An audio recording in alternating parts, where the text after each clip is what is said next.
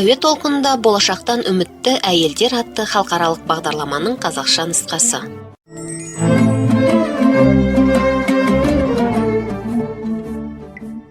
Отбасыңызға амандық. Студияда әріптесім Гүлмира және мен Бану.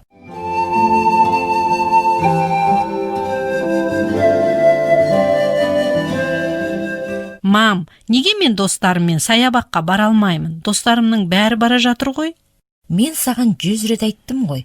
Кешкі саябақта не істейсің? Сенімен бір қолайсыздықтың болғанын, немесе сені біреудің ренжіткенін мен қаламаймын. Мынадай кеш уақытта қыз бала қала қыдырмауы, ал саябаққа бару туралы сөзде болмау керек. Мам, Ешқайда бармайсың деп айттым ғой. Болды, әңгіме бітті. Мен сені онда неге жібермей отырғанымды түсін. Себебі мен сені жақсы көремін және сені ойлап мазасызданамын. мұндай әңгіме сізге таныс па? Біздің балаларымыз өсіп, өздерін тәуелсіз сезінгілері келеді. Бірақ көп жағдайда олар өмірдің әртүрлі жағдайларынан не күтіп тұруы мүмкін екенін білмейді. Не істеу керек? Бұл туралы бір әріптесіміз ой толғайды. Онымен хабарымыздың бірінші айдарында танысасыздар. Ал екінші бөлімінде біз сіздерді Марли спикердің ой толғауларымен таныстыруды әрі қарай жалғастырамыз. Марли сенуші адам қыран құстан не үйрене алатыны туралы ой толғайды. Бізбен бірге болыңыз.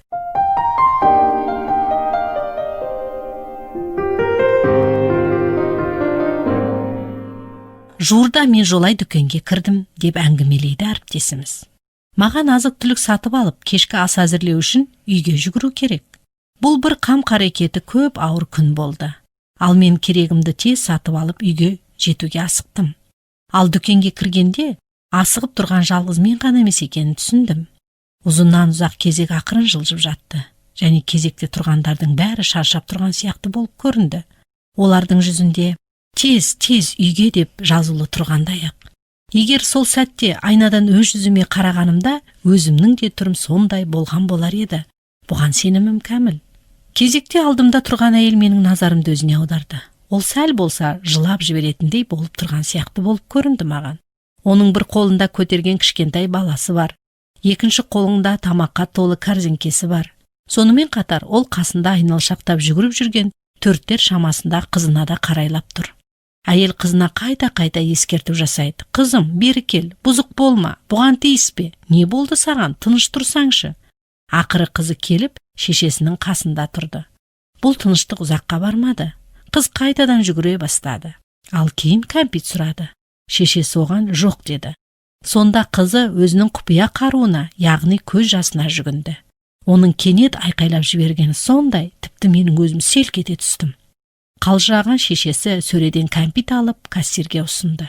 Ал кейін оны қызына берді. Ал қызы дереу сабасына түсті.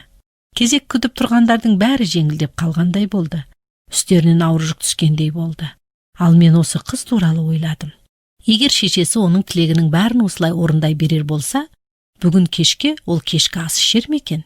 Әрине бұл әйел сияқты қалжырап шаршаған шешеге қарап, оны баласын дұрыс тәрбиелеп жатқан жоқ деп кінәлауға болады. Тәрбиесіз ерке баланы көргенде кімде болса күйіп піседі. Біздің өзіміз де кейде сондай балаларға ұқсаймыз ба? Өзімшілдік әркімде де бар. Біз де бәрін бірден иемденгіміз келеді-ақ.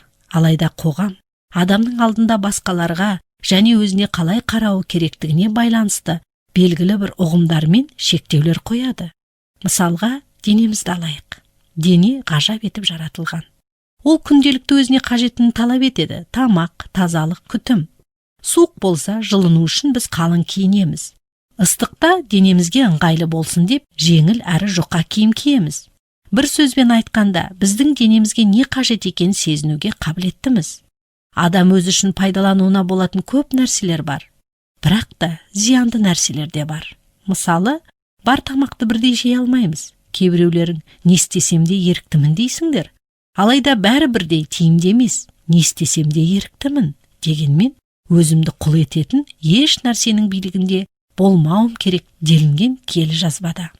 Демек, біз істейтін істерімізде аса сақ болғанымыз жөн. Өкінішке қарай, ғасырлар бойына адамдар шамасын сезінуден қалды. Қазіргі заманда көп адамдар өмірден бәрін ал деген қағиданы ұстанады. Ал мұндай адамдарды істің салдары мазаламайды десе де болады. темекі тарту, ішімдік ішу, нашақорлық, шектен тыс көп тамақ ішу осыған жатады. Шарап ішіп етке тоймас, мешкейлерге сен қосылма. Мешкейлік маскүнемдік жарлы қылар, ұйқышылдың киімі тоз-тоз болар. Нақыл сөздер 23 тарау 20-21 аяттар. Бүгінде көптеген жасөспірімдер нашақорлықтың, ішімдіктің, темекінің, жыныстық жүгенсіздіктің ықпалына ілігуде. Сондықтан да ата-аналар баланы жастайынан шектеп үйретуі керек. Бірақ балаларға шектеу қою үшін ата-аналардың өз алдымен оларға үлгі болуы керек. Егер өзіңіз темекі тартатын, арақ ішетін болсаңыз, үйде қашан көрсең ұрыс жанжал болатын болса, балаларыңызға қандай үлгі болмақшысыз? Кейде мен дүкендегі кішкентай қызды есіме аламын.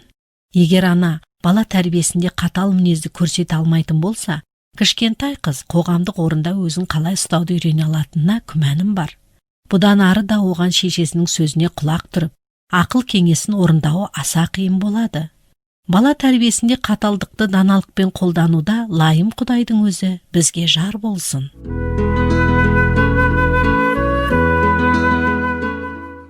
Сонымен бұл әріптесіміздің ой толғауы болатын. Ал қазір кезек келесі айдарда. Біз сіздерді Марли спикердің Құранның өмірінен сенуші адам не үйрене алатын туралы ой толғаумен таныстыруды әрі қарай жалғастырамыз.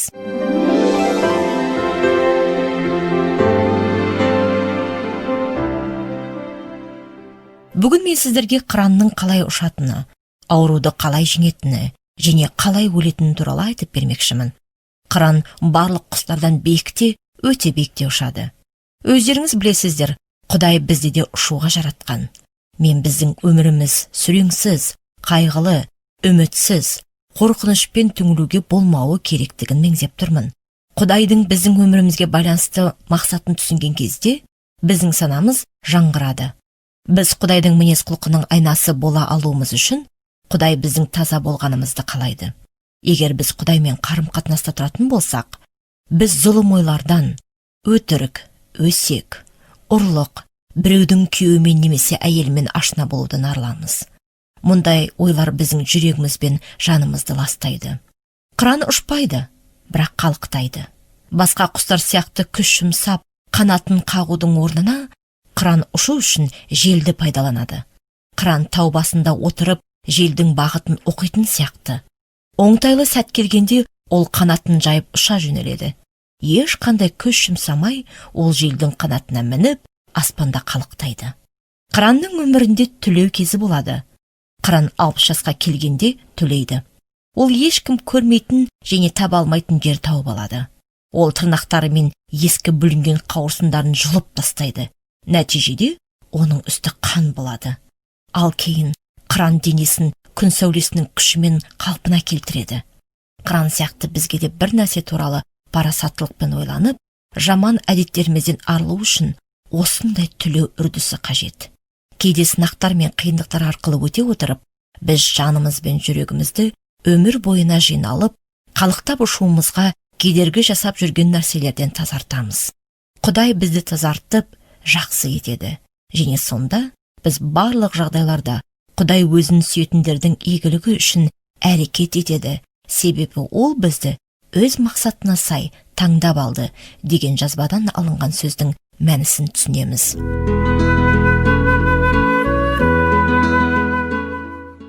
Адамдар сияқты қырандар да ауырады. Бірақ адамдар секілді олар дәрігерге бармайды. Жаңа ғана айтқанымыздай, олар өздерін күн сәулесімен емдейді. Ал адамдарға келсек, біреулер дәрігерге қаралады. Біреулер халық медицинасына жүгінеді. Біреулер жазылып кетемін деп көңіл бөлмей жүре береді. Әрине, біз денсаулығымызға қарауымыз және дәрігерлік көмектен қашпауымыз керек. Бірақ кез келген аурудан сауықтыратын біреу бар екенін ұмытпағанымыз жөн.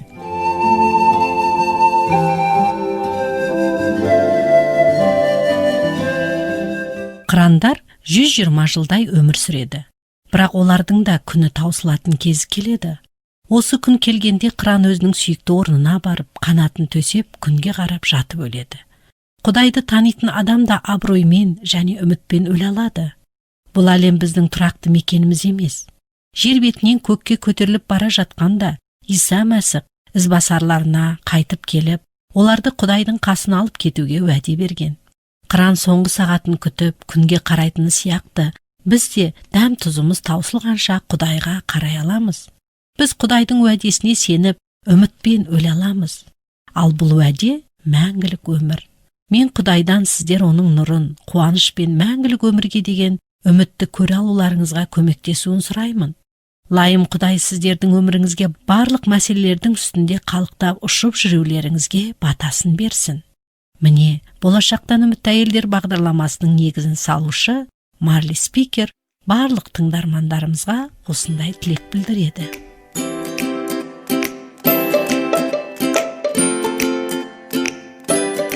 Қымбатты тыңдарман, біз осымен бүгінгі бағдарламаны аяқтаймыз. Егер сіз бүгінгі бағдарламадан өзіңіз үшін пайдалы мағлұмат алған болсаңыз, Немесе сізде қандай да сұрақтар туындаған болса, егер сіз өмірдің қайнар көзі болған киелі жазба кітабына ие болуды қаласаңыз, бізге хат жазып жіберіңіз. сіз Орта Азияда тұратын болсаңыз, біз сізге хабарларымыз жазылған аудио таспа немесе киелі жазба кітабын сыйлық ретінде салып жібереміз. Біздің электрондық поштамызға хабарласуыңызға болады. Біздің электрондық адресіміз mostik7@inbox.ru. Сонымен бірге +7 707 385 83 93 нөміріне хабарлама жіберуіңізге де болады. Сізге осы нөмірде WhatsApp, Viber, Telegram жүйелері іске қосылғанын хабарлаймыз. Мен қайталаймын. +7 707 385 83 93. Сізден келген әрбір хат немесе хабарлама үшін біз өте қуанышты боламыз. Жаратқан ие сізді және жақындарыңызды қорғап, аман сақтасын.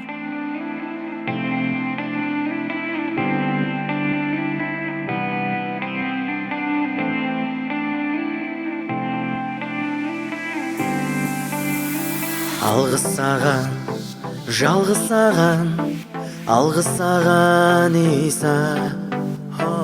Алғыс саған, жалғыз саған, алғыс саған Иса. Тәңір, маған сөйледің сен, сол сәт өзгердім мен. Мәңгі өмір сыйладың сен, киелі рухыңмен.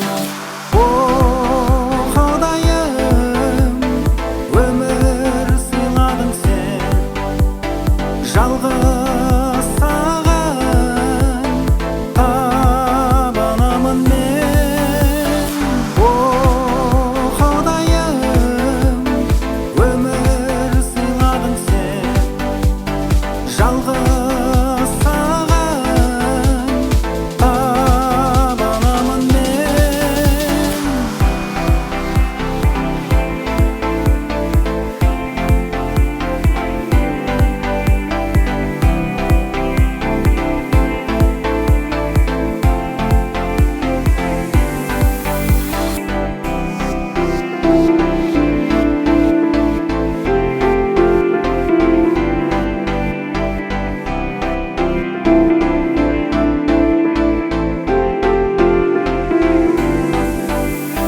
Алғыс саған, жалғыз саған, алғыс саған Иса. Алғыс саған, жалғыз саған, алғыс саған Иса. Тәңір, маған сөйледің сен, сол сәт өзгердім мен. Мәңгі өмір сыйладың сен, киелі рухыңмен. О, Құдайым, өмір сыйладың сен, жалғыз саған табанамын мен. О, Құдайым, өмір сыйладың сен, жалғыз саған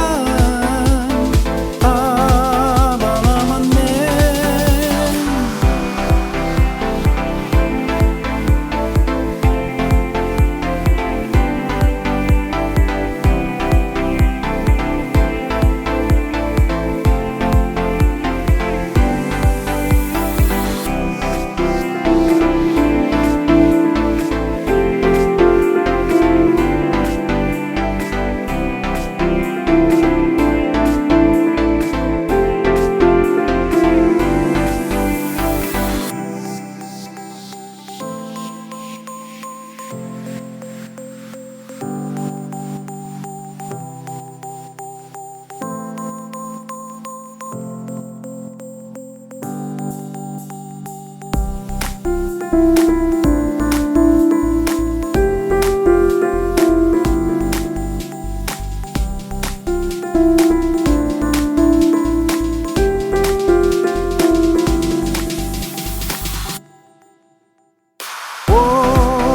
Құдайым, өмір сыйладың сен, жалғыз